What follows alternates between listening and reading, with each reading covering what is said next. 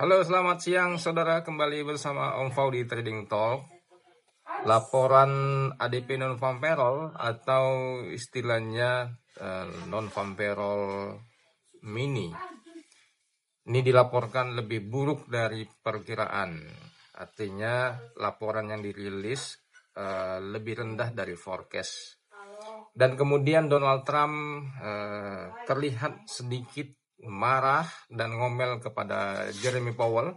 Oke, kita akan rangkum berita seperti biasa pagi hari ini, 3 topik. Yang pertama, dilaporkan bahwa kesepakatan Amerika Serikat dengan Kanada akan tercapai minggu depan ya. Karena sepertinya mereka juga akan sibuk Lebaran Idul Adha ya, potong kurban gitu ya. Jadi minggu depan akan ada pertemuan antara Amerika Serikat dengan Kanada. Dan Perdana Menteri Kanada ini mengatakan jika negosiasi terjadi mandek atau gagal dan gagal mencapai kesepakatan, Kanada akan bersiap-siap untuk mengambil tindakan balasan menetapkan tarif yang kira-kira berimbang dengan Amerika Serikat, dan ini berdampak negatif terhadap Canadian dollar atau dolar Kanada. Berita kedua, laporan ADP non-farm payroll yang dirilis ini memang ada peningkatan sebesar 37.000 manusia, namun jauh dari perkiraan ekspektasi sebesar 110.000. Artinya ketika dirilis angkanya lebih rendah dari forecast, ini reaksinya sedikit negatif. Dan ini akan memberikan efek negatif terhadap US dollar. Berita ketiga, indeks manufacturing ISM juga dilaporkan turun sebesar 49,9 angka indeks di laporan untuk bulan lalu, dan menyusut untuk pertama kalinya dalam setahun ini dibandingkan ekspektasi yang harusnya naik di 51,6, dan ini berita bearish atau negatif untuk US dollar.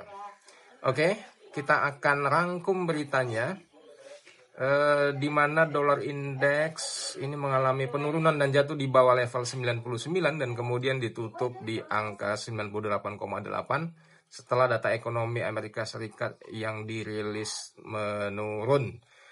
Kemudian ada ekspektasi akan terjadi pemotongan suku bunga. Oleh karena itu kita akan masuk pasar di dolar yen di angka 142,63 dengan target exit di 140,53. Untuk emas, karena dolar yang melemah didorong dari berita ekonomi Amerika Serikat yang negatif, ini menjadi asupan nutrisi dan stimulus untuk si emas, dan bereaksi cepat emas meningkat di harga 3.280-an, dan sasaran operasi emas kita adalah masuk pasar di harga 33,75, kurang lebih di harga saat ini, dengan harga target kita di 3.441. Untuk laporan soal energi, minyak mentah dunia, Arab Saudi ini berencana mendorong OPEC untuk terus meningkatkan produksi secara signifikan, dan ini akan menyebabkan minyak mentah berdampak suplainya meningkat dan anjlok ya. Jadi kita akan masuk pasar di minyak mentah jika harga di 61,97 dengan harga target di 60,60. Demikian informasi dan update pasar. Like, komen, dan share. Jangan lupa subscribe. Terima kasih.